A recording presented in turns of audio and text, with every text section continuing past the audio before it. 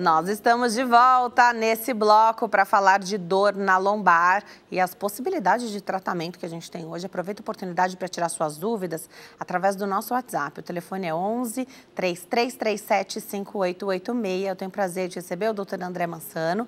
Ele é médico intervencionista da dor. Doutor, que alegria te receber aqui. Obrigada por ter vindo com um tema que é muito popular, hein? Toda vez que a gente abre caixinha aqui para saber quais são as dores mais frequentes, dor na lombar é campeã, tá no top 5 com certeza. Obrigado, Denise, mais uma vez. De fato, as dores lombares são as queixas mais comuns de quem trabalha em um consultório relacionado à dor, seja um especialista em dor, seja ortopedista e por aí vai. Legal. E é importante fazer o diagnóstico, porque dor na coluna é bem frequente. Você perguntar, é capaz que as pessoas que estão aqui estejam nesse momento um pouquinho de dor, né? Não fizeram nada ou tomaram um analgésico em casa. Mas é muito comum que essa dor se perpetue mais, né? E que isso seja e avance aí como algo mais crônico, que às vezes a pessoa já buscou ortopedista, já fez fisioterapia, né? Se frustrou com os tratamentos, não volta no médico que começou a fazer o tratamento. Às vezes, né, vai migrando e a gente vai falar sobre essa busca pelo profissional novo, como se ele, sempre o mais recente, o que está ali na tua frente, pudesse salvar tudo. A gente vai falar se isso é bem comum e se pode até ser prejudicial para o tratamento.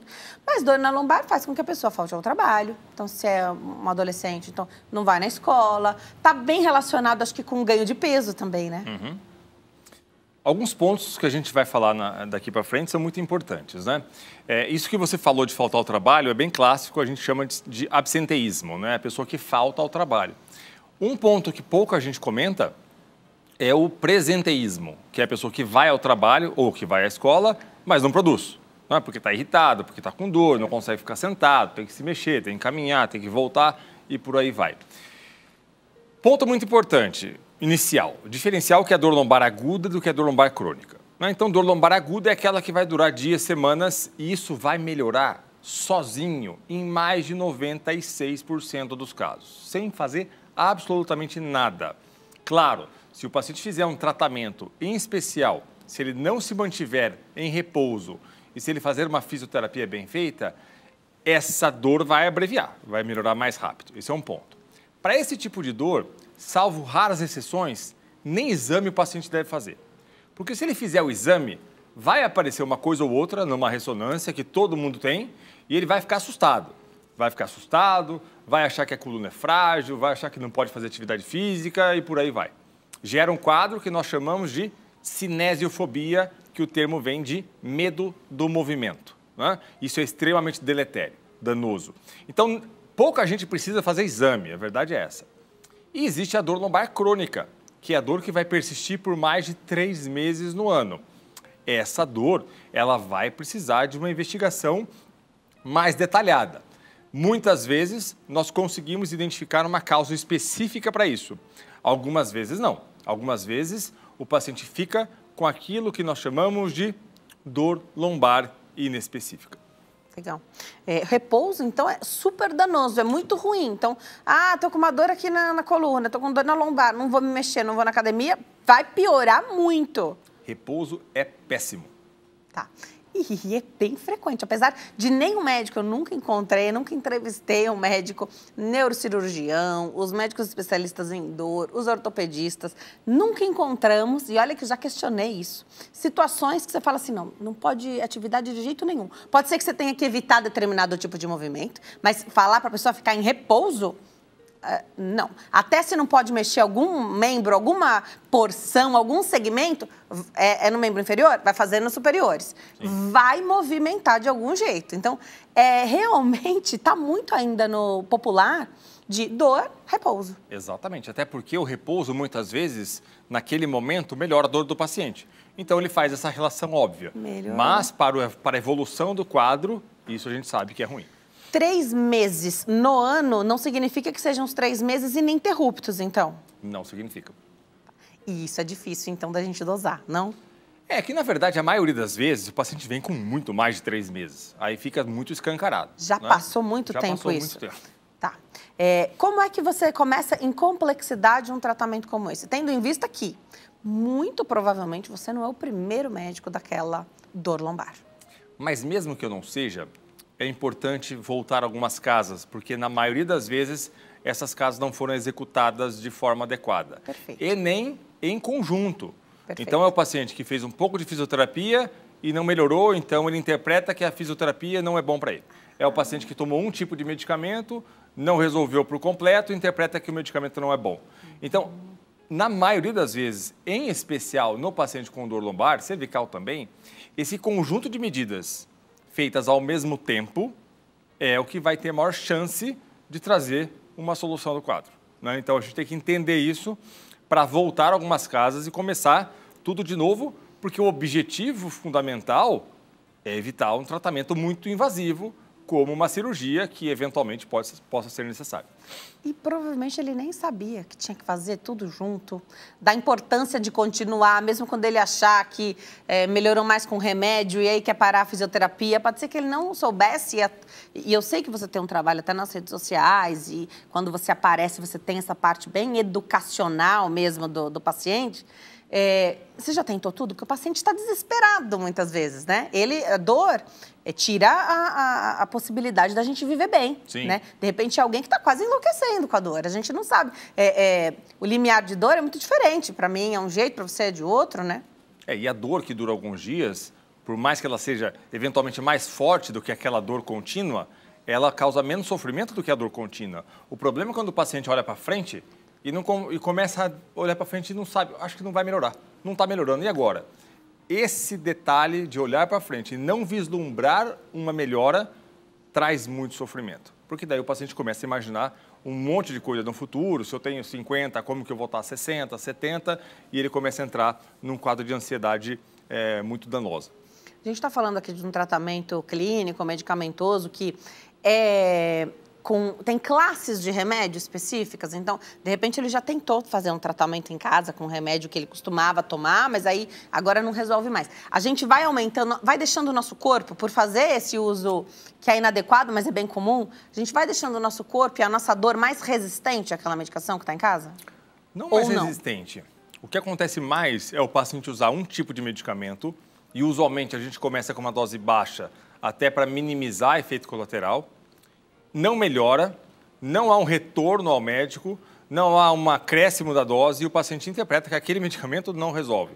Então, eu falo que isso é queimar a medicação, né? Às vezes, precisa aumentar a dose da medicação, né? Às vezes, é preciso a realização de algum procedimento antes da cirurgia. Nós temos algumas possibilidades a depender da causa da dor, né? Infiltrações guiadas por raio-x digital no centro cirúrgico ou por ultrassonografia. Radiofrequência, que é inativar alguns nervinhos desde que possam ser inativados. Alguns nervos não podem, né?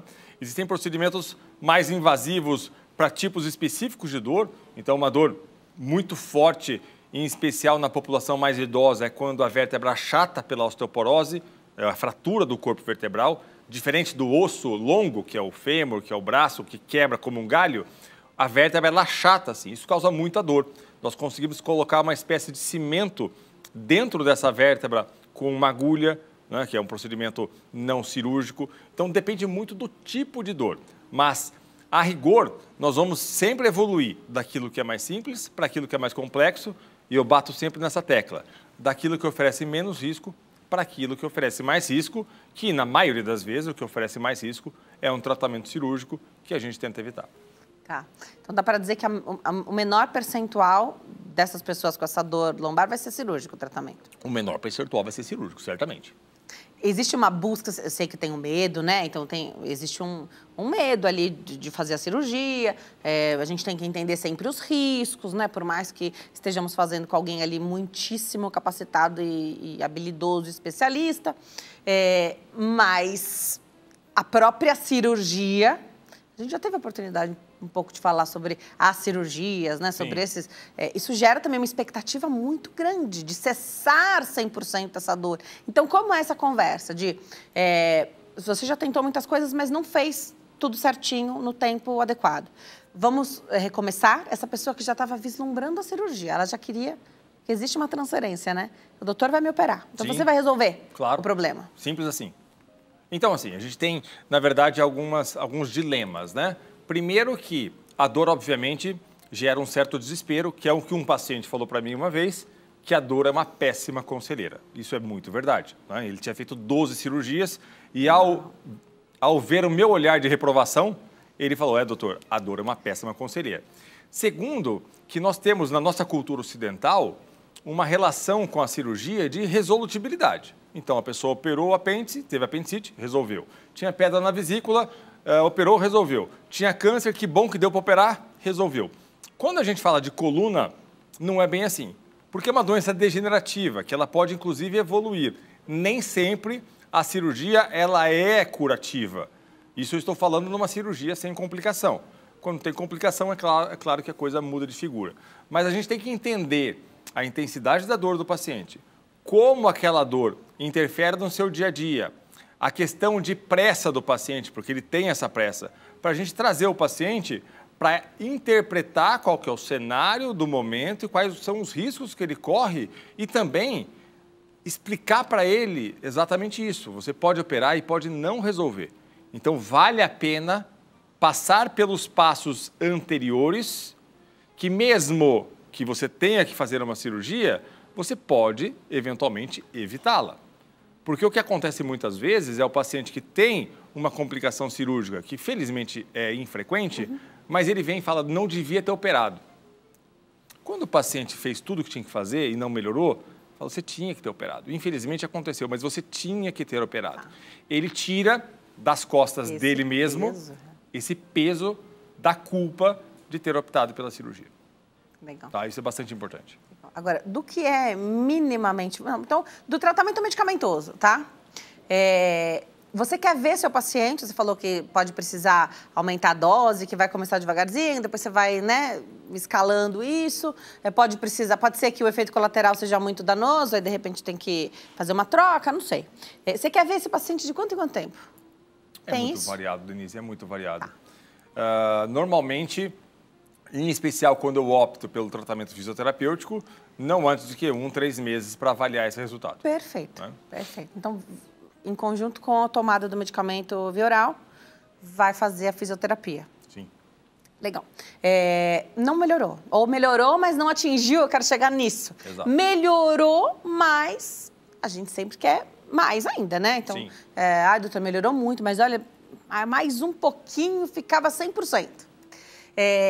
Já muda o remédio ou já pode partir, sim, para um minimamente invasivo ali? Usualmente, nesse momento, a gente parte para os tratamentos minimamente invasivos. Abandonando os remédios? Não.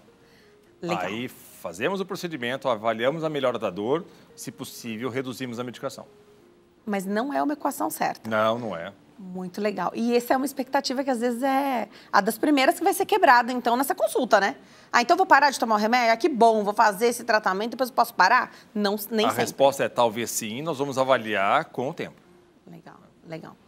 Do que é minimamente invasivo, o que a gente tem disponível hoje e de complexidade, né? O que é no consultório, o que precisa de um ambiente ali mais paramentado, o que precisa de um centro cirúrgico? A maior parte das infiltrações musculares, quando a causa da dor é músculo, elas podem até ser feitas em consultório, tá? Embora a gente sempre peça para que seja feita guiada por ultrassom, ao menos para saber que está injetando a medicação no músculo correto. Os outros, na maior parte das vezes, vai precisar de um centro cirúrgico por 2 motivos. Primeiro, que nós utilizamos um raio-x digital, que é muito grande, sequer cabe no consultório. Segundo, que, na maioria das vezes, nós fazemos isso guiados pelo raio-x e sob sedação, para o paciente ficar bem tranquilo durante o procedimento. É possível fazer sem sedação? Super possível. Eu mesmo já fiz procedimento, já fui submetido a procedimento sem sedação. Mas eu conheço todos os passos, não fiquei ansioso em nenhum momento, não é o caso do paciente. Então, na maioria das vezes, a sedação, que é algo como se fosse uma endoscopia, ela vai se fazer necessária. Legal. E é curioso, né? Porque as pessoas perguntam assim, e quanto tempo vai durar? É para sempre? Você faz o tratamento, faz esse procedimento, você tem que refazer daqui a um tempo, a dor ela melhora, você ganha muito em qualidade de vida, reduz muito a dor, ou de repente até cessa a dor, e depois ela vai voltando? Como é essa gradação? Essa que é uma informação de realidade que o paciente não gosta de ouvir, mas é a realidade. Essa dor pode voltar. E a informação subsequente, mais ainda ingrata para o paciente, a gente não sabe quando isso vai acontecer e nem se vai acontecer. Pode ser que não volte? Pode ser. Mas pode ser que volte rápido e pode ser que volte em anos. E não tem como saber. Então, às vezes o paciente recebe algumas informações mais rasas. Vai ter que repetir em 6 meses. Mas assim, não tem dado científico que suporte isso. A verdade é que cada paciente vai evoluir de uma forma. Então, quando a gente é sincero com o paciente, a gente deve ser, ele fica às vezes muito, poxa, mas então não sei se eu vou fazer. Mas ele precisa ter a noção da realidade que essa dor pode voltar.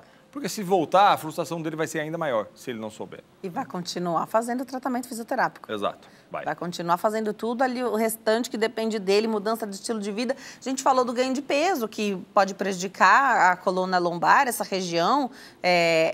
Se não emagrece ou se melhorou, fez o tratamento, melhorou porque estava magrinho. Aí vai ganhando peso, se sobrecarrega de novo. Então, são muitas variáveis. São muitas variáveis que, se tratadas em conjunto, vai melhorar a nossa equação, né? Legal. Tem limite de procedimento, de tempo do uso dos medicamentos? Tem algo que a gente... Olha, você tem esse tempo aqui, porque depois a gente tem que cessar, trocar. Existe hoje algo que a pessoa fique até...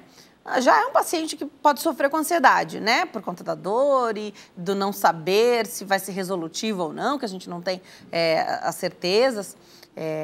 Explica um pouquinho pra gente. Vamos usar a artrose da coluna lombar como exemplo. Legal. Então, nós temos articulações entre cada vértebra da coluna e, com o passar do tempo, isso pode degenerar e pode causar dor. Um tratamento minimamente invasivo mais, entre aspas, simples que nós temos é a infiltração de anti-inflamatório dentro dessa articulação, tá? Vamos imaginar que o paciente fique 6 meses bem com essa infiltração. Eu não avançaria com outro tipo de procedimento, eu repetiria esse mais simples, tá? Agora, vamos imaginar que ele fique 1 mês, 2 meses bem. Aí a equação fica muito ruim para ficar repetindo isso. Aí vale a pena fazer o que a gente chama de radiofrequência. É um procedimento um pouco mais invasivo, que ao invés de injetarmos uma substância dentro da articulação, nós vamos colocar uma agulha ao lado do nervinho que inerva aquela articulação, e essa agulha tem o poder de elevar a temperatura do nervo, queimando o nervo, para ser sincero. Então, a artrose, que é um evento irreversível, ele continua lá, mas a sensação de dor, ela diminui ou é eliminada, né? E a tendência é que dure muito mais do que uma infiltração, entre aspas, mais simples. Então, a gente lida com a resposta aos tratamentos que estão sendo feitos para ver se vale a pena repeti-los ou não. E aí, o paciente tem papel fundamental. Eu, por exemplo, se tiver uma dor crônica na minha vida e melhorar 6 meses, eu estou feliz. Tem paciente que não está e é compreensível, a gente tem que respeitar isso, né? Pode parecer, nossa, mas você ficou 6 meses bem, não está bom? Para ele não está, e ele, na verdade, é a peça principal daquela relação. Então, tem que ser levado em consideração isso. Desde que, isso eu falo muito, desde que a gente não comece a aumentar demais a invasividade dos métodos à procura de um resultado que não é possível. Ou seja, eu quero melhorar para sempre. Não, para sempre talvez seja muito tempo, né? Aí o paciente vem com a ideia da cirurgia, que na cabeça dele é para sempre. Né? Não é. Então, eu preciso conversar com o paciente para alinhar essas expectativas. Junto com essa dor lombar ou em paralelo, uma outra situação, ou junto, hérnia de disco. Hérnia de disco dessa região. Tudo isso faz parte do mesmo diagnóstico e vai tratar a dor na lombar. Sim, mas a hérnia de disco, por sua vez, quando ela causa dor, que ela causa dor só em 5 a 8% das vezes, ela causa uma dor que desce para a perna. Tá bom. Porque ela pinça o nervo que vai formar o ciático que desce para a perna. Então, o sintoma do paciente já vai te ajudar a saber se tem uma hérnia ali também ou não. Exato. E se ele perde, por exemplo, o controle de esfíncter, então faz xixi, às vezes não consegue conter fezes, isso também é grave. Grave e cirurgia ontem. Tá, perfeito. Cirurgia o mais rápido possível. Então, é como o paciente chega e, nesses casos, ele vai para um socorro, né? Isso chama-se síndrome da cauda equina. Então, o paciente tem dor, tem perda da força muscular das pernas, tem perda de sensibilidade das pernas e tem, eventualmente, uma dificuldade de segurar urina e fezes, né? Você falou dos tratamentos ali que em complexidade vão crescendo, desde o minimamente invasivo até o tratamento cirúrgico. Diferente dos tratamentos clínicos, medicamentosos, que você falou que quase que não precisa fazer exame para ver ali a região, porque outras questões aqui que vocês sempre trazem que é fantástico. Se todo mundo aqui fizer um exame de imagem da coluna, a gente vai encontrar problema que não está dando sintoma e não trata, né? Para programar e planejar esses outros passos, aí sim você pede o exame ou também não necessariamente? Peço, fundamental que se peça. Aí pede, então. Aí pede. E os gold standard são? Para lombar, seguramente a ressonância é o melhor exame, né? O que tem mais riqueza de detalhes. A não ser que a suspeita seja algo fundamentalmente ósseo, que a tomografia vê muito bem a questão óssea, né? E para quem já tem uma cirurgia na coluna anterior, complica o tratamento? Complica o tratamento, complica até a visualização por conta do material da cirurgia. E aí, de fato, costuma ser quadros de mais difícil tratamento, né? Então, o paciente que tem uma dor pós-cirurgia de coluna, nós chamamos isso de síndrome pós-laminectomia. Ficou consagrado esse termo. Laminectomia nada mais é do que um dos tipos de cirurgia de coluna, né? Uma parte da cirurgia de coluna, e ficou consagrado esse termo.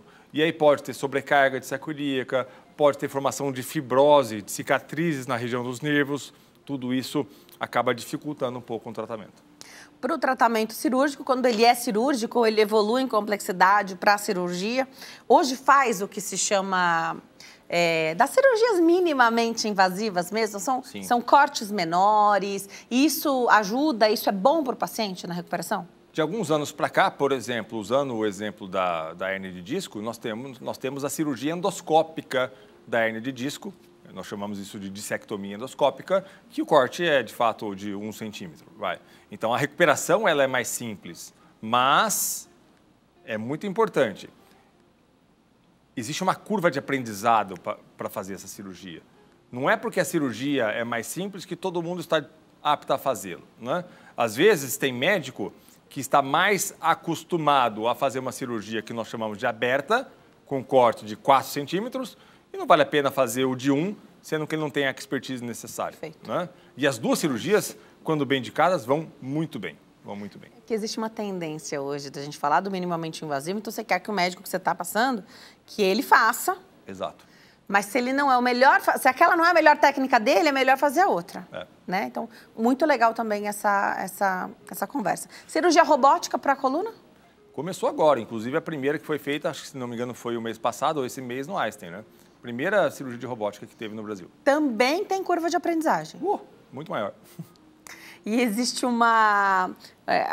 outros profissionais, outras cirurgias que já vêm sendo feitas através de robô, os médicos já estão, né? Os especialistas das outras áreas já estão fazendo esse papel de educar também o paciente e o público em geral, né? Porque o que a gente ouvia muito eu vou operar com o robô. Não é o robô que opera. Não é. Ainda não. Ainda não. O robô opera através do médico. Quem opera é o médico. O robô é a pinça. É muito legal. Eu vou deixar aqui os contatos do doutor.